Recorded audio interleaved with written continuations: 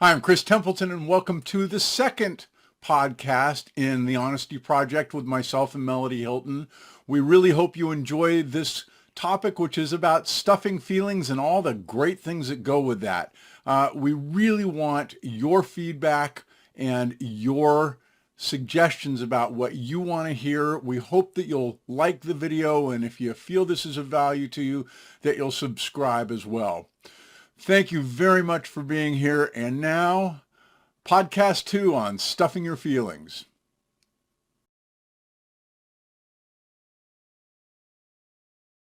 You know, one of the things that is easy to do, as a matter of fact, I think we do it by default often, is we stuff our feelings. We have other people melt down. We tend to own it, and we try to not share our feelings in the face of that person melting down. And Melodie, you have talked about this, and now is a good time to chat about that. So let's start with just give me an idea of what comes to mind when we talk about sharing, or stuffing your feelings. Well, I think that, as we've talked about this difficulty that I faced with this personality, not once, but multiple times, the prescribed way we fall into dealing it in our society is that we're supposed to have it come out of that with a certain look, a professional look, a cool look, in control of the situation, coming out on top. And all of those kind of breed a line, a thought line of my frustration wasn't important. My frustration is weak. I'm upset. It was upsetting, but showing upset is not considered socially valuable in the business workplace. And I kind of agree that it shouldn't be, but those are valid emotions. So is today's answer to only show this part of how you deal with it, and then there's this whole other part out there. And I think that what you and I are talking about is dealing with the whole set, not stuffing those emotions, still being frustrated, still being upset, but yet having the response that is professionally, societally, morally appropriate. I mean, all of those levels, spiritually appropriate. I mean, so, and therein lies the difficulty is I think that when I consider when I'm good, that it looks a certain way, but yet I have all of this other stuff that's going on, this drama and this passion. And, some of that passion I'd like to come through. Yeah, absolutely. And isn't it interesting that one of the things I think is fascinating is when you're in that place and you're bugged and you're angry and you want to tell somebody what's what, we forget that it's because we really care, right? I mean, it's like, oh my God, I'm just mad. No, you're mad because you care. Yeah. And so, from that standpoint, understanding that where we're really coming from at a base level is that we do care. Just that. Remember we talked about last time this idea of, how do I have space between stimulus and response. Mm-hmm. And sometimes that space is non-existent, and then I'm living by default. You're going to tell me what's what? Let me tell you what's what. And so what you're asking is, hey, how can I create more space so that when somebody misbehaves in a way that I want to rip their head off, that instead I find a place, I create space so that instead of ripping their head off and instead of going off, I mean, what you're really talking about is going off in a way where you feel like the next thing after that happens is you feel like garbage. You've created a situation where the people that you're working with are like, oh my God, right? I mean, isn't that a big piece of what you're trying to address? Well, and then the other part of when somebody has a meltdown and I then have a meltdown, one of the things that I end up spending a lot of time on is having other people validate me. because of my feelings. So this happened, then I responded this way, but that's because, that situation made it that way. And there's this interesting need for validation. But I think if I was able to respond, and I know this is kind of that airy fairy highfalutin, if I was able to respond out of love, But see, that's where the problem lies. So can you see my model here? Yes, the V. Yes. For victory. So what I talk about is up here is what I call little me, okay? And down here is what I call authentic me, or our authentic self. So everybody, this applies to everybody on the face of the planet. They have times that they are up here, and there are other times that they're down here. And so what you're saying, it was one of the things we talked about in the last podcast, was that what happens is somebody comes in here, this is the negative side, and you may be down here, but our first reaction is, okay, here I come, right? And you're saying to me, which is with gloves on, with my gloves on. Absolutely. And so what you're saying is, I want to change that, so that if I have somebody who's up here and I'm down here, but because they're over here, I have a tendency to want to go that way. What I think is critical to do in those situations is to simply say, what can I do to give myself a little room?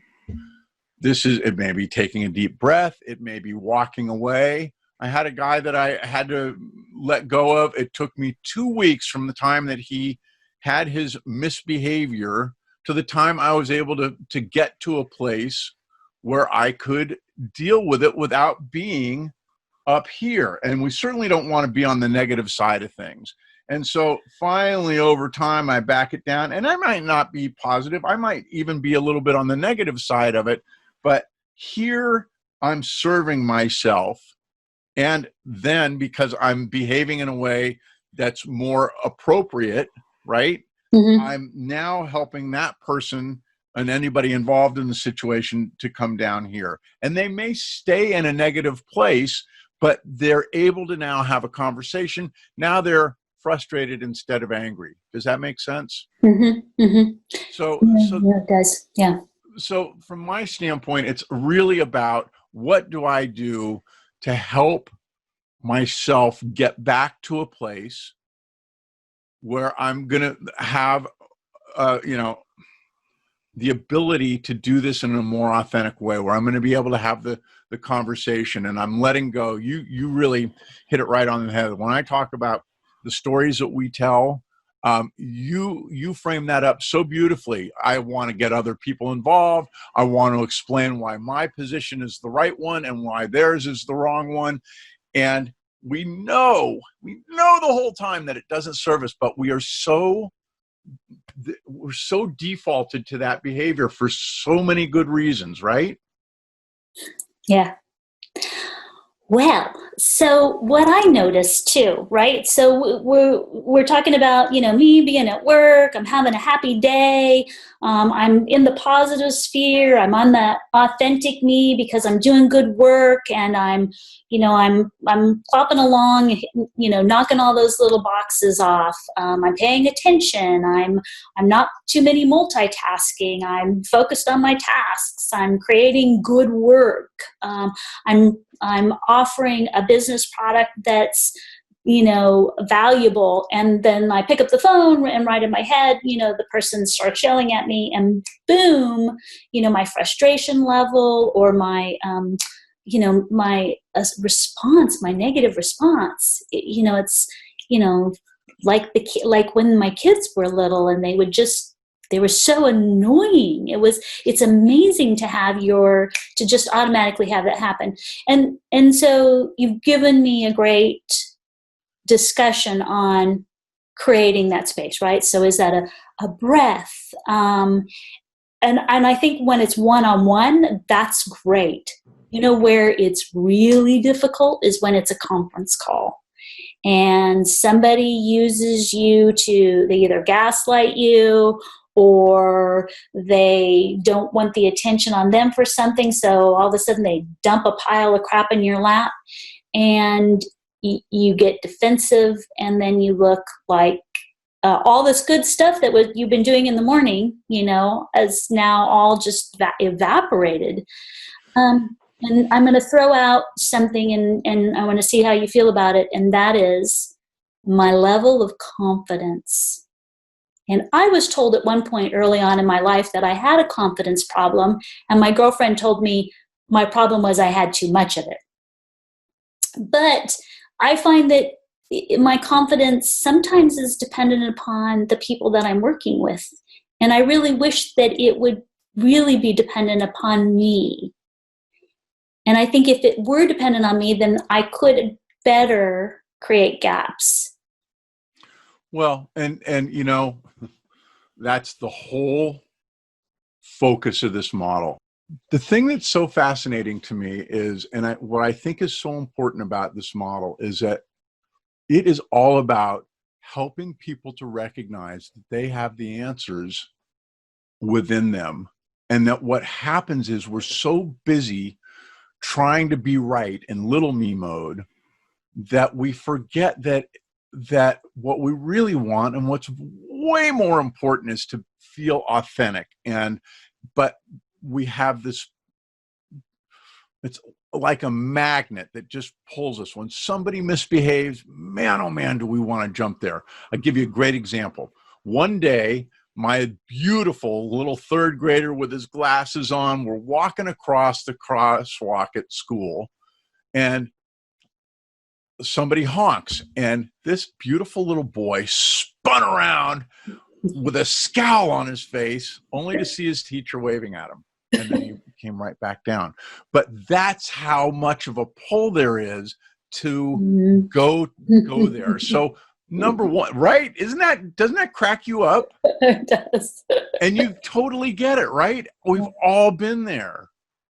And so the thing is so I think that everybody has the answers within them, and I think they know them. It's just that we're so busy in default mode with no space between stimulus and response that we just end up going there, and that's just the way it is. And then we try to justify it. We create stories about what's going on and why it's happened. So understanding, the second thing is understanding that we go there.